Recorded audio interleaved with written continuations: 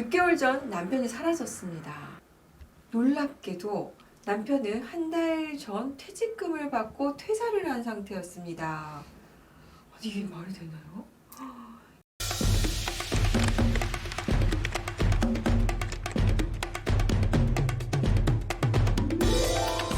안녕하세요. 양소영 변호사의 상담소 양담소에 오신 걸 환영합니다. 오늘은 안미연 변호사님 함께 상담해 보겠습니다. 안녕하세요. 안녕하세요. 안미연 변호사입니다. 자, 오늘 어떤 사연일까요? 오늘은 굉장히 분노하실 만한 사연을 좀 다뤄보려고 합니다. 네. 지금 남편이 사라졌는데 그냥 어. 사라진 게 아닙니다. 그래요? 네. 6개월 전 남편이 사라졌습니다. 전날까지 아무렇지 않게 대화도 나눴고 출근을 했는데요. 연락도 없이 집에 안 들어왔습니다. 가끔 술을 마시고 외박한 적이 있어서 그날도 술을 마셨나 했습니다. 우선 기다렸습니다. 안 되겠다 싶어서 우선 회사에 연락을 했는데요. 놀랍게도 남편은 한 달 전 퇴직금을 받고 퇴사를 한 상태였습니다. 아니, 이게 말이 되나요? 2년 뒤면 퇴직이었는데 2년을 못 참고 회사를 그만둔 거죠. 그것보다 제게 말 한 번 안 꺼내고 회사를 그만둔 게 괘씸하고 화도 났습니다. 남편과 친한 친구분에게 연락을 해서 한참을 신세한탄을 하며 울었습니다. 잘 지낼 거니까 저보고 잊고 살려고 하는 겁니다. 무슨 정말 드라마 같은 사연이네요. 통장 입출금 명세부터 조회를 해봤습니다. 누군가에게 20만 원, 30만 원 계속 돈을 보낸 기록이 나왔고 카드 명세서를 뽑아보니 더 가관. 전국 곳곳 모텔이란 모텔은 전부 결제. 백화점에서 몇백만 원 쓴 돈까지 나왔습니다. 남자에게 여자가 있었던 겁니다. 무슨 속셈인지 퇴직금을 정산해서 잠수를 탄 거고요. 제 전화는 받지도 않고 어디 있는지 알 수도 없습니다. 제가 할 수 있는 게 뭔지 또 앞으로 어떻게 대처해야 하는지 조언받고 싶습니다.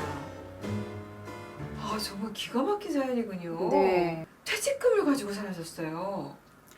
아주 못된 거죠, 이거는. 진짜. 와, 이거 부인 어떻게 네. 살라고? 지금 보면은 사연에서 아내 기만하고 오. 외간 여자랑 부정행위도 하셨고요. 그다음에 아내가 내조 열심히 해주셔가지고 근속해서 회사 다니시면서 퇴직금 형성했는데 그 퇴직금마저 이제 아내한테 말도 안 하고 들고 사라지셨습니다. 아니, 그 돈을 이거 어떻게 찾아요? 그러니까요. 그러면 지금 벌써 그 부정행위 저지른 거에 대해서는 민법 제840조 1호 부정행위에 네. 해당해서 일단은 재판상 이혼 사유 하나가 있는 거고요. 1호. 그리고 지금 그 퇴직금을 가지고 집을 나가서 동거 의무도 이행을 안 하고 부양 의무도 이행을 안 하고 이런 식으로 자신의 의무 이행을 저버린 남편에게는 민법 제840조 2호의 재판상 이혼 사유도 인정이 될 수 있습니다. 2호가 악의의 유기거든요. 네. 그래서 지금 남편은 1호, 2호뿐만 아니라 이제 기타 혼인관계를 유지할 수 없는 중대한 사유에도 해당을 해서 1호, 2호, 6호의 재판상 이혼 사유가 모두 해당된다고 보입니다.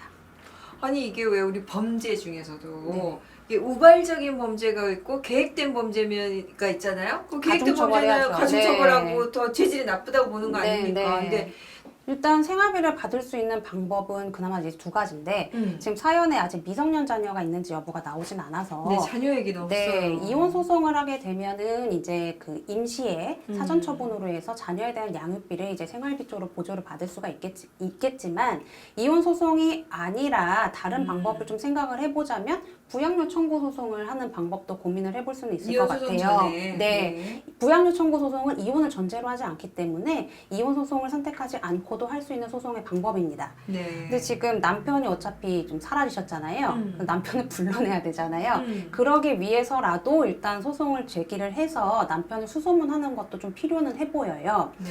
그래서 아내분은 이제 남편이 생활비를 주지 않으면 일단 남편의 그 주소지 관할 가정법원에다가 내가 받고 싶은 생활비를 좀 적어서 이제 이 정도를 생활비로 받을 수 있게 해주세요라는 청구를 이제 법원에 하게 됩니다. 네. 그럼 법원은 아내가 달라는 생활비를 모두 주지는 않아요.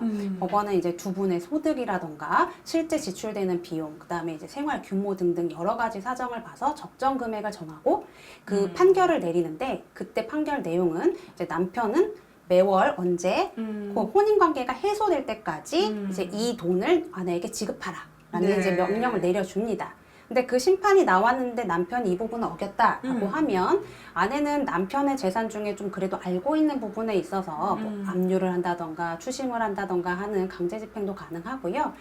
퇴직금은 아까 말씀드렸다시피 재산분할 대상에 들어가는 재산이에요. 네. 왜냐하면 내가 그만큼 내조를 하고 남편을 뒷받침해줬기 때문에 남편이 오랜 기간 회사를 다닐 수 있었거든요. 이런 경우에 법원에서는 남편한테 너 퇴직금을 어디다 썼는지를 적극적으로 밝혀라.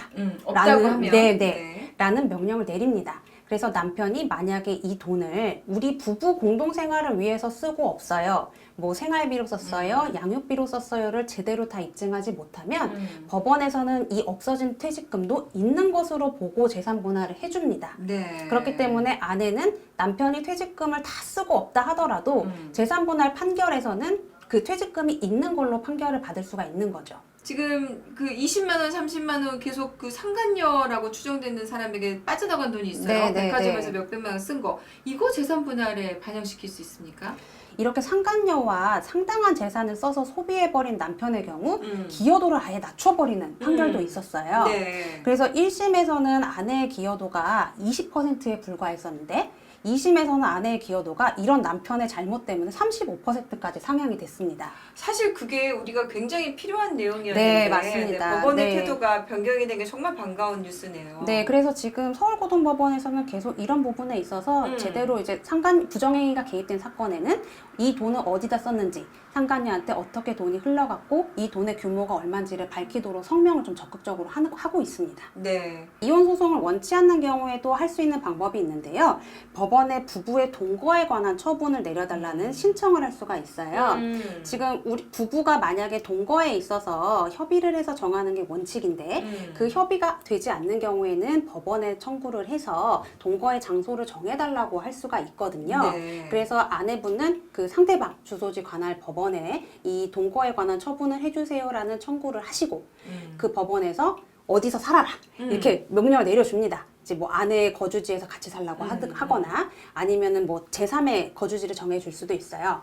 근데 이제 아까 부양료 같은 경우에는 이 법원이 내린 명령을 어겼을 때 강제 집행도 되고 이제 과태료도 할 수 있고 이런 여러 조치들이 있었는데 이 동거에 관한 처분에 관한 명령은 위반했다 하더라도 남편을 억지로 끌어다가 앉혀 놓을 수가 없어요. 다만 판례 중에 이러한 그 동거에 관한 처분을 받았음에도 불구하고 남편이 이것을 어겼을 때 이걸로 인한 아내의 정신적 고통이 얼마나 극심했는가를 보고 그 손해배상을 인정해준 예는 있었습니다. 네. 지금 이름도 모르고 얼굴도 모르고 하는 이 상간녀의 존재. 이 경우에도 소송이 가능할까요? 지금 아주 유효한 저기 근거가 하나 있습니다. 뭐가 네, 있습니까? 지금 보면 통장 입출금 명세를 조회를 하셨을 때 누군가한테 돈을 계속 보냈다고 하셨잖아요. 근데 이 누군가에게 보낸 아무튼 상대방이 상간녀겠죠. 네, 아니면 그렇게 상간녀를 보여야죠. 추적하는 단서가 될 수도 있습니다. 이런 경우에는 법원을 통해서 일단은 찾아낼 수는 있어요. 그래서 일단은 상간녀의 인적사항을 정확하게 모른다 하더라도 법원에 소송을 제기를 하시고 그럼 그 은행에 상대 계좌 번호를 알 수 있게 해달라. 사실 조회를. 네, 거래 은행과 상대방을 알 수 있게 해달라는 조회 신청을 하면 법원이 채택을 해줍니다. 네. 그러면 그렇게 나온 거래 내역을 가지고 그 은행에 이 예금 계좌에 예금주 인적사항을 주세요 하면 100%입니다. 네. 그래서 지금 상간녀 인적사항은 이런 식으로 파악을 하셔서 소송을 충분히 진행하실 수 있을 걸로 보이니까 꼭 상담 받아보시고 소송 진행하셨으면 좋겠습니다. 자, 오늘 상담 도움 되셨다면 좋아요, 구독 부탁드릴게요. 감사합니다.